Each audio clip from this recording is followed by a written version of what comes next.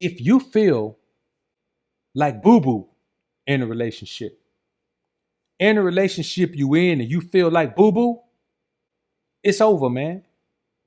And you're going to have to find the strength to end it. If you don't, man, let me tell you something. Anytime you in a situation and you feel worse than you felt when you was by yourself, get out of it. It was wrong to start with. If something is wrong, then you can't make it right by staying in it, trying to work it out. Some things ain't meant to be worked out. Some things can't be worked out. So if you feel like boo-boo, you got to slide out of that thing, man, quick.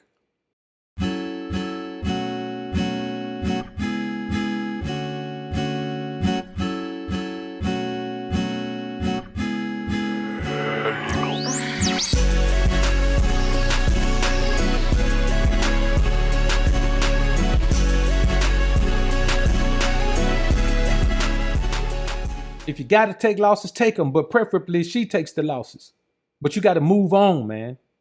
And that seems elementary, but you got to understand, man, many men are in situations where their lives have changed. They're not even focusing on what they need to do anymore, man. Their business is suffering. Their relationships with other people are suffering. You know, their health is suffering. They can't even get the proper amount of rest. You understand what I'm saying? They splurge eating and binge eating and drinking too much and smoking too much and doing whatever, man, and going to get with some little scallywag just so they can feel like a man's supposed to feel. But wait a minute, you don't need a scallywag for that. You got a woman at home. Now let's get to the elephants in the room. The first elephant is this. If you had to chase her, the relationship was over when you caught her. If you had to chase her, the relationship was over when you caught her. Because contrary to what some guys may say, you don't have to chase a woman if she wants you. If a woman wants you, you don't have to chase. Y'all got to keep in mind, we aren't meant to have scallywags. We aren't meant to have a rotation. We're meant to have wives. So it's not for every woman to want you. It's stupidity to go out chasing women because you're only going to get the very few that actually want you. And that's how low your numbers are supposed to be. So if out of 100 women, you only get 2, that's how it's supposed to be. God didn't put us here to have 1,000 women, man. You see what happened to Solomon? Wisest man on the planet, man. Man had a wonderful relationship with God. Got too many women, man. He fell off. Didn't know which way to go to get back to the Most High, man. So God didn't put us here, man, to have 1,000 women. He didn't put us here to have 10 women we run through. That's harlot activity. Just because you're a man don't mean your activity can't be harlot activity. We're alpha kings. We want to keep the blessings of God in our lives. And you can't do that, man, if you're running around, man, dipping and dropping in all these different women, bruh. It's not meant for us. The second elephant. If she didn't even like you at first, even if somebody introduced y'all, you ain't have to chase her. If she ain't even like you at first. See, this is the thing. If a woman doesn't like you at first, that means she's not attracted to you. And a woman who's not attracted to you is not going to ever give you what you need to get out of a relationship with her. Because she always wants to be with someone else, even if just sexually. If she always wants to be with someone else, she would always rather have someone other than you. Now, you can pay your way and stay your way and stray your way into having that woman. But if that woman doesn't even like you at first, that means she's not attracted to you. Because even if you come off as a facetious asshole in the beginning, if that woman is attracted to you, then that won't necessarily keep her away from you. But if the woman don't even like you in the beginning, that means she's not attracted to you. When a woman first meet you, what she doesn't like about you is physical rather.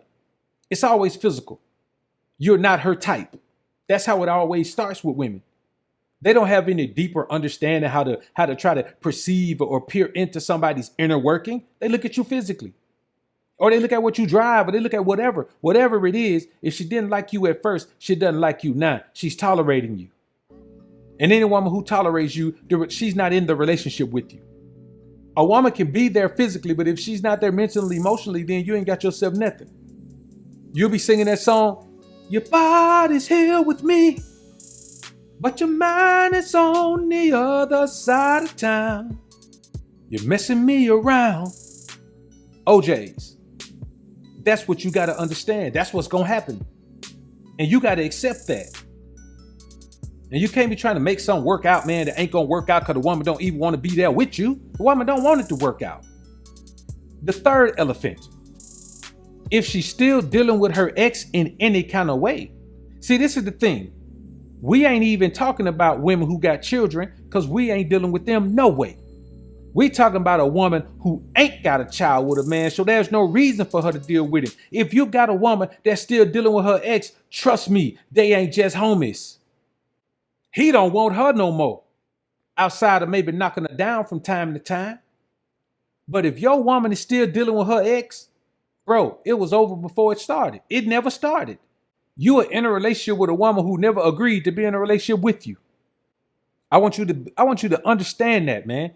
There is nothing a woman should be able to tell you about her dealing with her ex.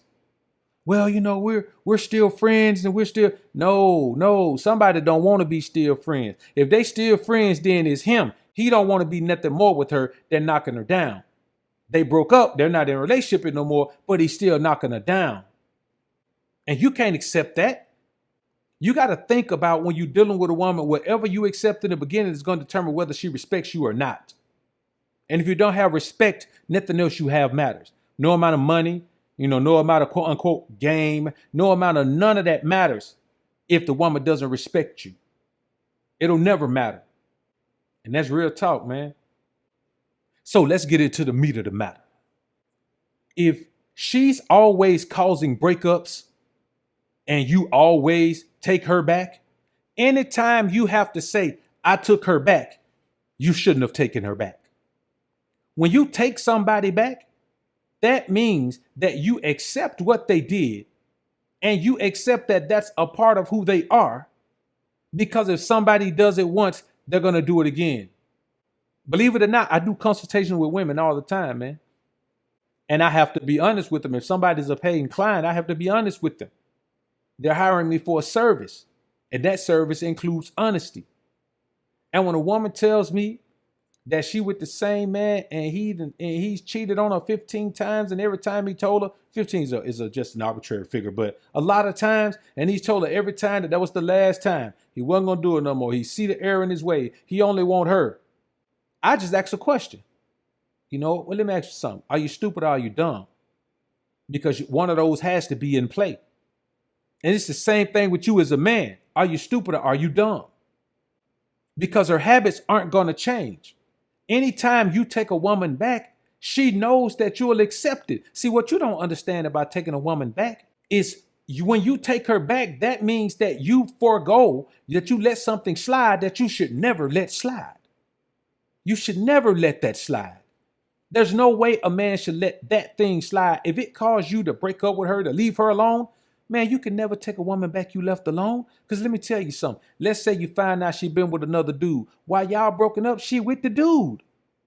So not only was she with the dude and you find out, now y'all break up, you let her go hang out with the dude and do whatever she want to do, then you take her back. It's like a wrecked car. If you wreck your car and they total it out, guess what? You're not going to get that car back.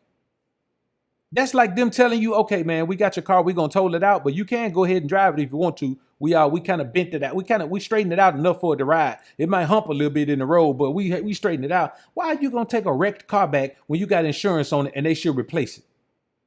That's the same thing you're doing. You taking a spiritually wrecked, physically wrecked, mentally wrecked, emotionally wrecked woman back without her being repaired. Why? Because she can't be repaired. There is no repair for the broken woman. But she knows that you'll try. She knows you'll sit there like a shade tree mechanic up under the tree in the backyard with that car jacked up on them stilts, and you and that man trying to put a motor in the dark with a flashlight. In the dark with a flashlight. See, you got to think about this. If her actions are opposite of her words, what are her words? If her words are positive, her actions are automatically negative. There's no fixing that. If her words are positive and her words and actions don't match, that means her actions are opposite. How are you going to take a woman's word over her actions? If a woman says, I love you, I'll never be with nobody else, and you find out, man, that she been with somebody else the whole weekend, how are you going to take her word? Never let a woman tell you, I'm not going to do it again. That bro shouldn't have did it in the first place. How you going to let her tell you, I won't do it no more, babe, I promise. Okay, I know you won't do it no more, not to me. You might do it to somebody else, shout it, but you ain't going to do it to me no more. You got to know when to nip it in the bud, homie. And most men don't. They won't listen to their intuition. They won't listen to their instinct tell them nip it in the bud, homie. If you think she's doing it, she is. When you think about her positive words, if her actions are opposite, don't just look at that. Look at the fact that she's a liar, a chronic liar. If her actions say one thing and her words say the opposite, that not only is she a liar, but she thinks you stupid. Anytime a woman's actions are different from her words and she kept telling you the opposite words, that the words that are opposite from her actions, she thinks you stupid. Matter of fact, she thinks you weak. Matter of fact, let me tell you something. She knows you're weak. She probably telling her girls, man, that nigga, he ain't going nowhere. He don't want to go nowhere. Because she knows she got you on lockdown, homie. She knows she could do whatever, say whatever, and you ain't going nowhere. Why? Because she's already done whatever and said whatever, and you didn't go nowhere. You didn't go nowhere. You let her say and do whatever she want to say and do, and you just take it on the chin. Take her back and let her take your tongue for a spin. You treat a scallywag like a grab bag, man. You got to cut it out. Another thing, anytime you beg or even use the word please, I don't use it at all. But if you use the word please or beg for a woman to do something she's supposed to do, give or accept of her own free will, if it's something she's supposed to do, and you got to beg her, you got to beg your woman for sex. Man, I wish you would beg a woman for sex. You better look in your drawers and make sure you got some gonads in there, man, because I don't know if you do. Don't you ever beg a woman to do her duty. If she ain't going to do it, get rid of her. How you gonna let a woman stay around you and you doing everything you supposed to do, man? You still got to beg her for sex. Beg her for intimacy. There's still some guys out here, man, that can't even get no brain from their woman, man. Pay all the bills, take care of all the expenses, and can't get no brain. Listen, it ain't even about if you like brain or not. It's about her doing it because you want it. Because you said it. Because you put in your request for after the shower brain. And let me tell you something. Begging her don't mean, baby, please give me some. Baby, please. No.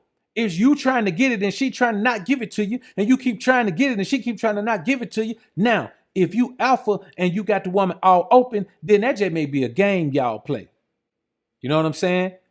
I got a chick who can't resist me at all, no matter where we at. Man, listen, bro. Literally, we could be sitting in her mama house in her mama living room. You understand what I'm saying? And literally, I wouldn't do that, and right in front of her mom. But if her mom in the other room, man, we'd be right in the living room, man. She cannot resist me. So depending on where we are, she'll try to resist. And that just make it more crunk for me and her. But if you got to use the word please, man, to get whatever you want, bro, listen, bro. If you got to use please, if you got to try over her, if you got to buy her gifts in order for her to give you sex, man, let me tell you something. If a woman don't have sex with you, it's because she's not attracted to you. And she either want to have sex with someone else or she is having sex with someone else.